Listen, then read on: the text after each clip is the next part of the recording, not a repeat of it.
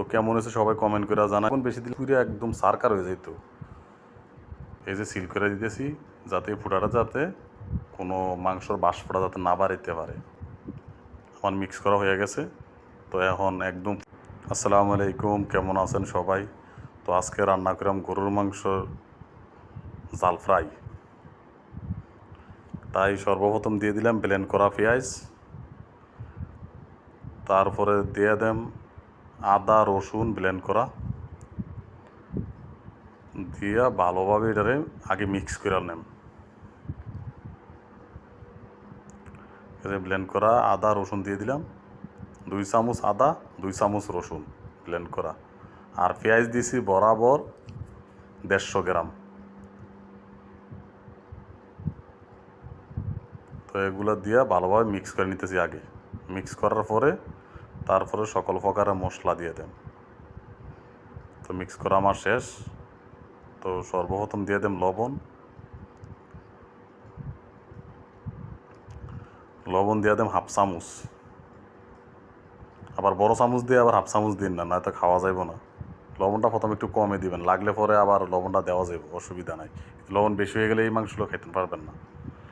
তারপরে দিয়ে দিলাম হলুদের গুঁড়া হাফ চামচের থেকে একটু কম, আর যেহেতু জাল ফ্রাই তো মরিচের গুঁড়া দিয়ে দিয়েছি হাফ চামচের থেকে একটু বেশি, আর মশলা দিয়ে দেন ফুল 1 চামচ। সকল প্রকারের মশলা, এটা আমার হাতে বানায় না মাংসের মশলা। তো দিয়ে দিলাম, দিয়া 80 ml এর মতো তেল দিয়ে দেন, সয়াবিন তেল। সয়াবিন তেল দিয়ে দিলাম 80 ml এর মতো, দিয়ে এটা ভালোভাবে মিক্স করে নেন। আমার মিক্স করা হয়ে গেছে। তো এখন একদম ফুল সিলকালা কইরা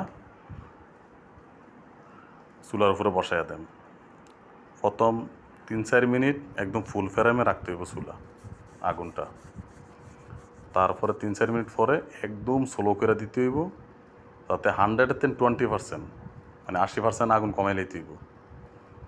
এই যে সিল করে দিতেছি যাতে ফুটাটা যাতে কোনো মাংসর বাষ্পটা যাতে না বাড়িতে পারে। ঠিক আছে, বাষ্পটা বাড়িয়ে গেলে কিন্তু একটু পর লাড়া দিতে হইব। আর এমনি বাষ্পটা না বাড়াইলে একবারও লাড়া দেওয়া লাগবে না, একবারে মনে করেন সিল খুললা খালি খাওয়ার আগে দেখে লাড়া দেওয়া উঠে নিলে সারবো। এই যে দেখেন প্রায় আমার মাংস হইয়া গেছে। তো 1 ঘন্টা 10 মিনিট সিদ্ধ করতে হবে এভাবে, কোনো পানি নেই, বিনা পানি। তো দেখেন এদিকে আবার সাদা ভাত আমার রেডি হয়ে গেছে, বাসমতি চাইলে সাদা ভাত। তো কেমন হয়েছে সবাই কমেন্ট করে জানাইবেন। আমার ইউটিউব চ্যানেলটা সাবস্ক্রাইব করে রাখবেন, আর আমার ফেসবুক পেজ ফলো দিয়ে রাখবেন। YouTube channel chef Arif world, এটা সাবস্ক্রাইব করে রাখবেন। আর ফেসবুক পেজ শুধু আরিফ দেওয়া আছে। এই যে দেখেন আমার মাংস একদম টোটালি রেডি হয়ে গেছে, একদম মোমের মতো হয়ে গেছে।